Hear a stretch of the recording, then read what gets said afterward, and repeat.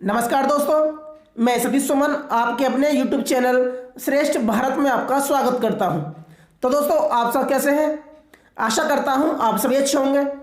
दोस्तों, हम पढ़ रहे थे आईपीसी में हम पढ़ रहे थे अध्याय 6 के अंतर्गत आने वाले राज्य के विरुद्ध अपराधों के बारे में, जो कि धारा 121 से लेकर धारा 130 तक वर्णित है। तो राज्य के विरुद्ध अपराधों को हमने 4 भागों में विभाजित किया। नंबर 1, भारत सरकार के खिलाफ युद्ध करना। नंबर 2, राष्ट्रपति या राज्यपाल पर आक्रमण करना। नंबर 3, राजद्रोह। नंबर 4 था कि किसी राज्य कैदी या युद्धबंदी को भागने देना या उसकी सहायता करना। हमने पढ़ा भारत सरकार के खिलाफ युद्ध करना, युद्ध करने का प्रयास करना या युद्ध करने के लिए किसी को उकसाना। तो ये था धारा 121 के अंतर्गत। धारा 122 में क्या था? धारा 122 में युद्ध करने के लिए आयुध यानी कि हथियारों का संग्रह करना यानी कि इकट्ठा करना। भारत सरकार के जो पड़ोसी मुल्क हैं, मित्र राष्ट्र हैं, एशियाई देश हैं, अगर उनके खिलाफ भी अगर कोई युद्ध करने का प्रयास करेगा या युद्ध करेगा या युद्ध करने के लिए किसी को उकसाएगा या लूटपाट करेगा या वहां से लूटा हुआ सामान अपने पास रखेगा, तो ये भी अपराध की श्रेणी में माना जाएगा। ये भी राज्य के विरुद्ध अपराधों के अंतर्गत माना जाएगा। दूसरे भाग में पढ़ा हमने राष्ट्रपति या राज्यपाल पर आक्रमण करना, ठीक है, जो कि धारा 124 के अंतर्गत वर्णित है। तीसरे भाग में पढ़ा हमने राजद्रोह यानी कि सेडिशन, जो कि आईपीसी में धारा 124A के अंतर्गत वर्णित है। राजद्रोह के लिए हमने एक अलग से वीडियो बनाई, जिसे आप हमारी प्लेलिस्ट में देख सकते हैं। आज पढ़ेंगे हम राज्य के विरुद्ध अपराधों के बारे में चौथा भाग, यानी कि राज्यबंदी या युद्धबंदी को भागने देना या उसकी भागने में सहायता करना। ठीक है दोस्तों, तो जिन्होंने अभी तक हमारे चैनल को सब्सक्राइब नहीं किया है तो प्लीज चैनल को सब्सक्राइब कर लें और बगल में जो बेल आइकन है उसे भी क्लिक कर दें, ताकि हमारी हर वीडियो का नोटिफिकेशन आप तक पहुंचता रहे। तो आते हैं अपने टॉपिक पर। तो आज पढ़ेंगे हम धारा 128, ठीक है। तो धारा 127 तक हम पढ़ चुके हैं, तो आज पढ़ेंगे हम धारा 128। तो धारा 128 में कहा गया है, अगर कोई लोक सेवक किसी राज्य कैदी या युद्धबंदी को स्वेच्छा से भागने देना या उसकी मदद करना, ठीक है, या किसी ऐसे स्थान से जिसमें वह कैदी परिरुद्ध है, उस स्थान से किसी लोक सेवक द्वारा स्वेच्छा से यानी कि जानबूझकर भागने देना या उसका भागना सहन करना या जानबूझकर उसे भगाने में मदद करना, तो उसे आजीवन कारावास से लेकर 3 साल के कारावास से दंडित किया जाएगा या जुर्माने से भी दंडित किया जाएगा या कारावास और जुर्माने दोनों से दंडित किया जाएगा। तो यह धारा है सिर्फ लोक सेवक के लिए। तो यानी कि लोक सेवक यानी कि सरकारी कर्मचारी, वो पुलिस वाला भी हो सकता है, वो जेलर भी हो सकता है या अर्धसैनिक बल का सिपाही भी हो सकता है। तो धारा 129 के अंतर्गत कहा गया है कि अगर किसी लोक सेवक द्वारा उपेक्षा से या लापरवाही से किसी कैदी का भागना सहन करना, इसका मतलब यह है कि हमने पढ़ा धारा 128। धारा 128 में एक शब्द आया था स्वेच्छा से और धारा 129 में आया है उपेक्षा से।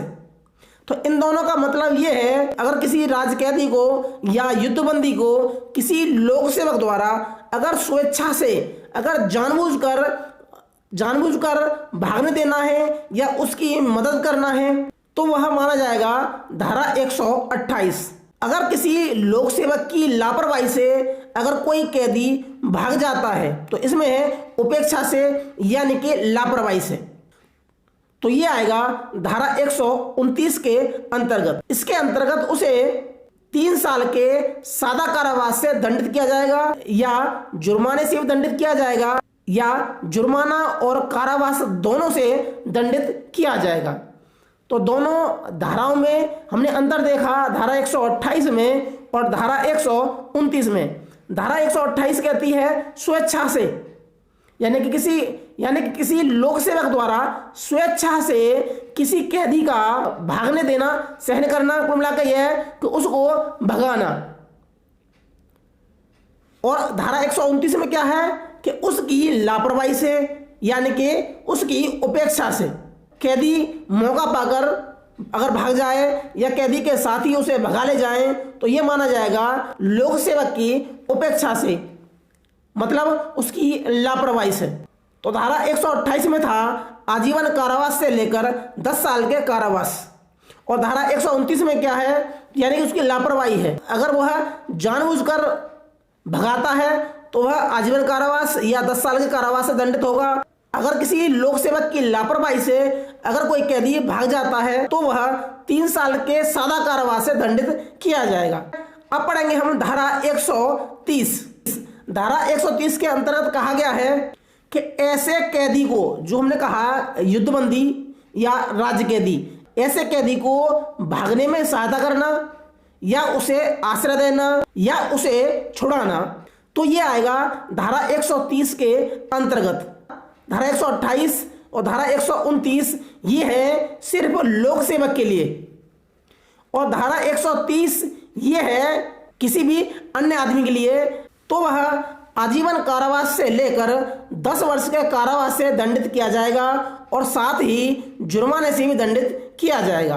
तो आज पढ़ा हमने धारा 128, धारा 129 और धारा 130, यानी कि हमारा पूरा चैप्टर अध्याय 6 यहाँ पर खत्म हो जाता है। तो हमने धारा 128 के अंतर्गत पढ़ा, अगर कोई लोक सेवक स्वेच्छा से किसी राज्य कैदी या युद्धबंदी को भागने देना या भागने में सहायता करना, तो यह कहलाएगा धारा 128। तो उसे आजीवन कारावास से लेकर 10 वर्ष के कारावास से दंडित किया जाएगा और साथ ही में जुर्माने से भी दंडित किया जाएगा।